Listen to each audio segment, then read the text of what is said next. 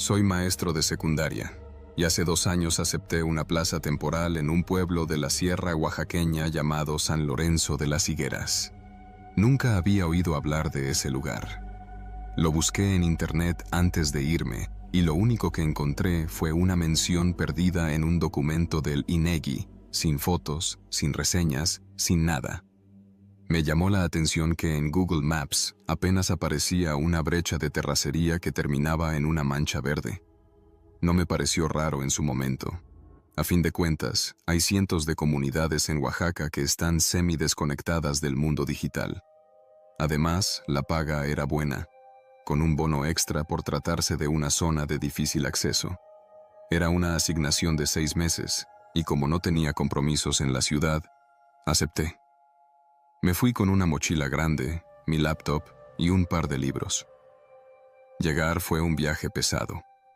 Primero un nado a Oaxaca capital, luego una camioneta hasta Ejutla, y de ahí un aventón en un camión de carga que llevaba sacos de maíz y costales de carbón. Después de 3 horas en una brecha polvorienta y apenas marcada, entre cerros, llegamos al pueblo. El chofer, un señor llamado Efraín, me dejó frente a la cancha de básquetbol. No dijo mucho, solo que venía seguido por la zona. Me ofreció un cigarro antes de irse y lo acepté, aunque no fumo. Algo me dijo que era mejor quedar bien. San Lorenzo de las Higueras era pequeño. Unas 40 casas dispersas, techos de lámina o teja, calles de tierra apisonada. En el centro había una iglesia antigua con muros de adobe y campana agrietada. Lo que más me llamó la atención fue el silencio. Ni música, ni ladridos, ni risas de niños. Era como si todos estuvieran esperando algo, como si me hubieran visto llegar desde lejos y se hubieran escondido.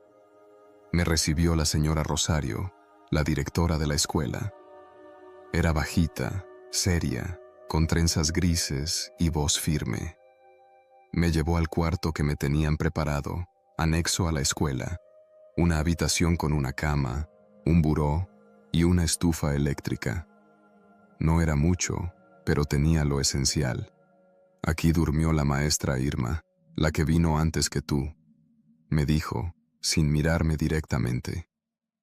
¿Y ella ya se fue? Rosario bajó la mirada y solo dijo, sí, se fue. Al principio todo parecía tranquilo. Mis alumnos eran respetuosos, aunque algo retraídos. No hacían muchas preguntas, no hablaban entre ellos, y jamás mencionaban nada de su vida fuera de clases.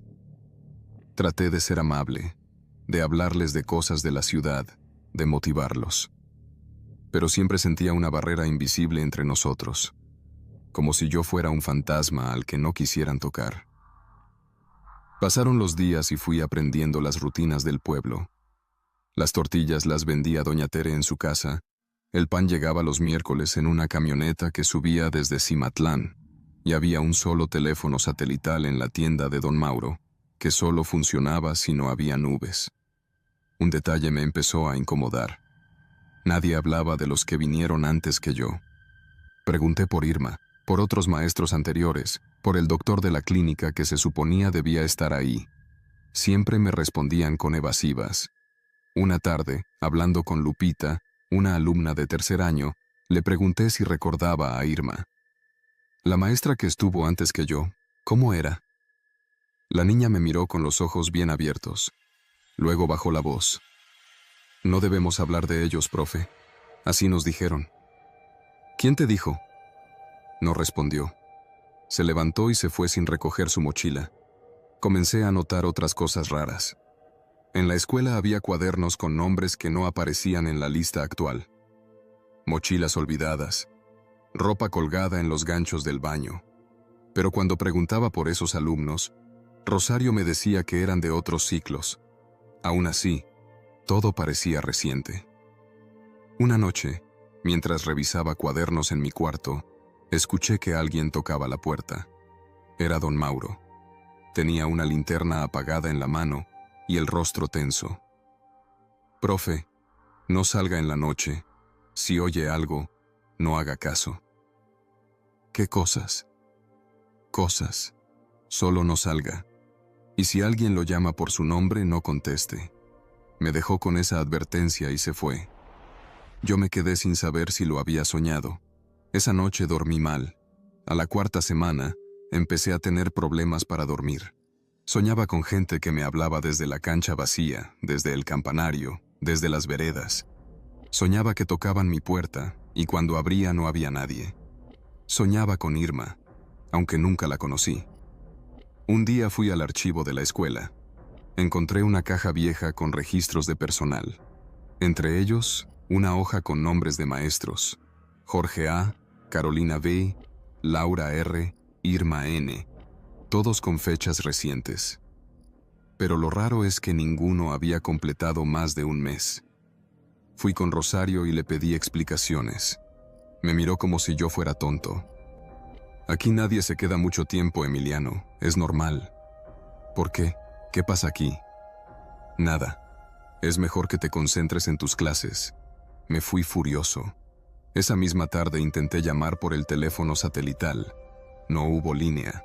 Decidí que en el próximo viaje de la camioneta de carga me iría, pero el camión no regresó. Pasaron 2 semanas y no llegó. Pregunté a todos y nadie parecía preocuparse. A veces se tarda, me decían.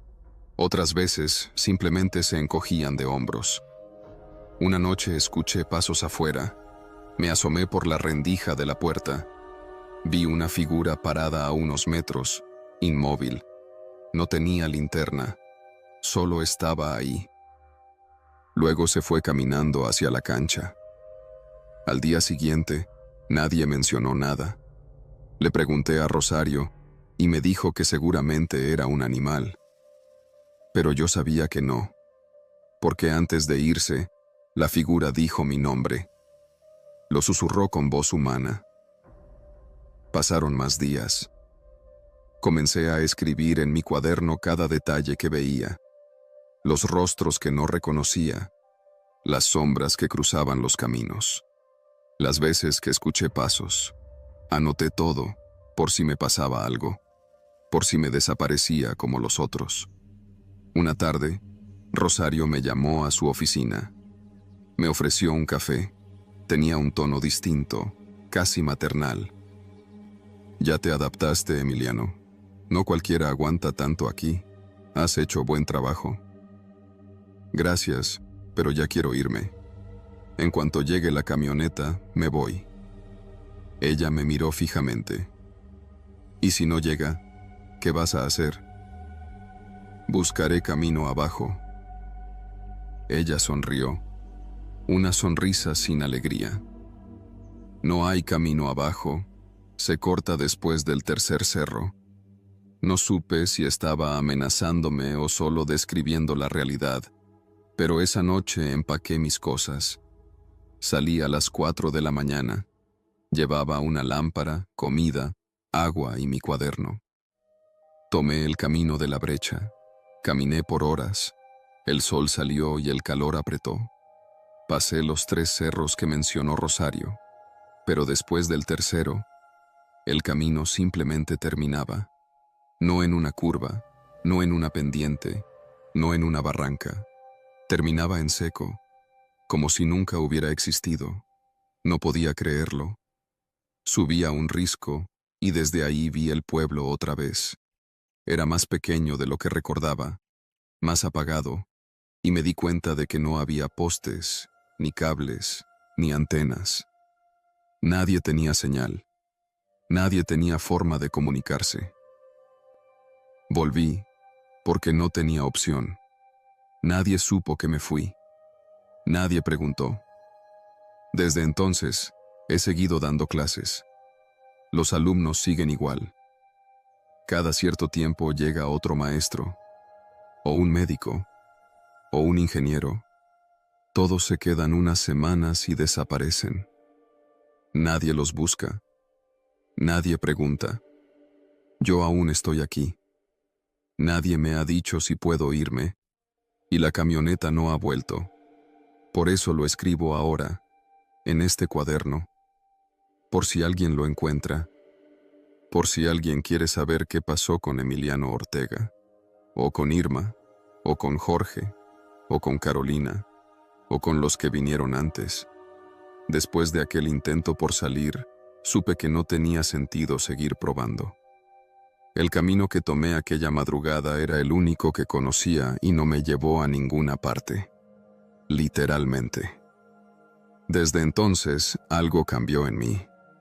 Ya no era solo la sospecha, ahora era certeza. Daydream.